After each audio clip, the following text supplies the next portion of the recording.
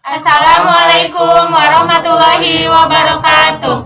Halo teman-teman, perkenalkan nama saya Fevti Apriliani. Saya Winda Ramdhani. Saya Andriansah. Dan saya Aris Priyadi. Kami dari kelompok 3 kelas 11 MIPA 6 SMA Negeri 1 Nagrak. Di video kali ini kami akan melakukan eksperimen osmosis pada telur ayam. Mau tahu bagaimana caranya? Yuk kita simak video ini. Nah, untuk alat dan bahannya ada 2 butir telur, air mineral, tusuk sate, spidol dan penggaris, 2 buah gelas, lilin, korek api, garam, sendok, jarum pentul, dan ada juga sedotan. Pertama-tama buatlah lingkaran pada masing-masing bagian telur yang tumpul dengan diameter kurang lebih 3 cm. Selanjutnya lepaskan bagian cangkang dengan hati-hati membentuk pola lingkaran seperti tadi sampai retak kecil-kecil. Usahakan selaput telur tidak ikut terlepas ya. Setelah itu, buatlah lubang dengan menggunakan jarum pentul sebesar selang sedotan bagian telur yang agak runcing atau lancip dengan hati-hati dan jangan sampai telur pecah.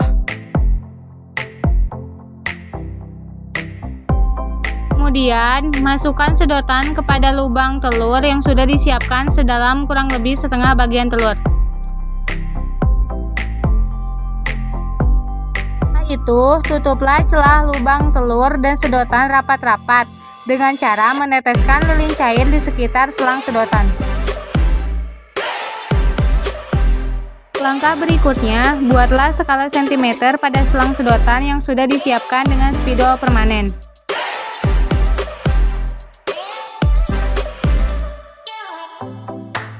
Kemudian isikan air pada masing-masing gelas A dan gelas B dengan jumlah yang sama.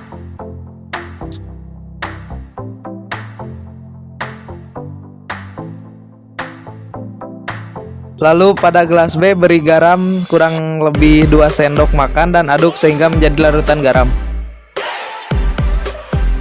Setelah itu masukkan beberapa potong tusuk sate pada masing-masing gelas dengan posisi miring dan menyilang dengan arah saling berlawanan seperti penyangga sebagai tempat dudukan telur.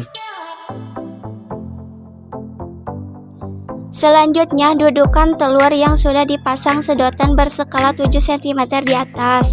Tusuk sate dalam gelas A dan B yang masing-masing sudah diisi air dan menjadi larutan garam. Di sini airnya harus menutupi bagian penyangganya. Jika tidak menutupi penyangga, maka harus ditambahkan lagi fungsinya, yaitu agar air dapat menutupi bagian bawah telur yang tadi sudah dikelupaskan.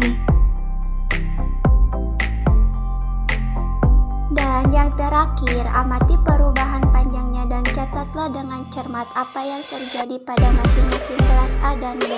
Apakah air atau isi telur tersebut masuk dan naik ke dalam sedotan atau tidak dengan menggunakan stopwatch.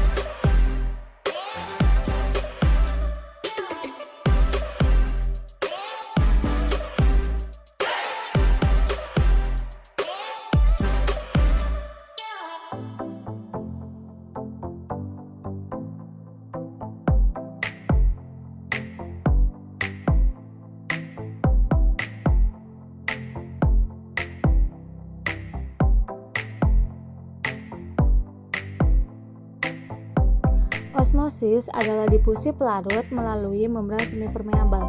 Pelarut yang bersifat universal adalah air, sedangkan membran semipermeabel atau selective permeable adalah membran yang hanya dapat dilalui oleh molekul tertentu. Jadi, osmosis adalah difusi air dari daerah yang konsentrasi airnya tinggi dan konsentrasi zat lautnya rendah, atau disebut juga dengan hipotonis, ke daerah yang konsentrasi airnya rendah dan konsentrasi zat lautnya tinggi, atau disebut juga dengan hipertonis, melalui membran semipermeabel. sehingga terjadi keseimbangan dengan melawan gradien konsentrasi melalui proses osmoregulasi, atau dengan kata lain proses perpindahan zat dari bagian yang encer ke bagian yang lebih pekat. Pada osmosis menjelaskan mengapa air dapat ditransportasikan ke dalam dan keluar sel. Pada eksperimen yang kami lakukan, ternyata berhasil menggambarkan peristiwa osmosis. Telur tersusun dari banyak sel, sehingga di dalam telur terdapat garam, mineral, asam-asam organik, dan berbagai zat lain yang dikandung sel. Maka di sini terjadi perpindahan dari daerah yang berkonsentrasi rendah atau air dan larutan garam ke daerah yang berkonsentrasi tinggi atau telur dengan melalui membran semipermeabel atau selaput telur. Jadi, pada peristiwa osmosis yang berpindah itu adalah zat pelarutnya. Pada percobaan yang kami lakukan, air dalam gelas A dan larutan garam pada gelas B dua-duanya dapat menaikkan skala sedotan karena telur bersifat hipertonis, sedangkan air dan larutan garam bersifat hipotonis. Mengapa pada gelas A yang merupakan air bisa menaikkan skala sedotan? Begitu pula pada gelas B yang merupakan larutan garam, mengapa bisa menaikkan skala sedotan? Hal ini disebabkan di dalam telur zat terlarutnya lebih pekat karena mengandung garam, mineral, asam-asam organik, dan berbagai zat yang dikandung di dalam sel. Sedangkan pada air hanya terdapat air saja, begitu juga pada larutan garam hanya terdapat air dan garam saja, sehingga air dan larutan garam dapat menaikkan skala pada sedotan. Jadi kesimpulannya, percobaan yang telah kami lakukan tersebut sesuai dengan pengertian osmosis, dan dari prosesnya telah menunjukkan bahwa eksperimen ini merupakan peristiwa osmosis, karena terjadi perpindahan dari molekul air atau hipotonis masuk ke dalam telur atau hipertonis dengan melewati selaput atau membran telur. Selain itu, pada percobaan peristiwa osmosis kami juga terjadi perbedaan kekentalan antara cairan telur dan air sebagai pelarut sehingga memacu perpindahan larutan yang dibatasi oleh membran semi permeabel atau selaput membran telur dari larutan hipotonis ke larutan hipertonis. Jadi, sini terjadi transport pasif dalam membran yang tidak membutuhkan ATP atau energi, dan juga terjadi perbedaan potensial osmotik.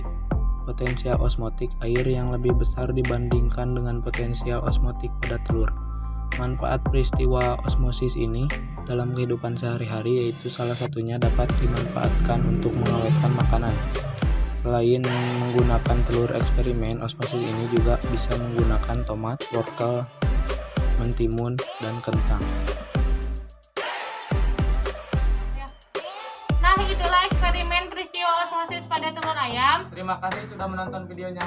Wassalamualaikum warahmatullahi wabarakatuh.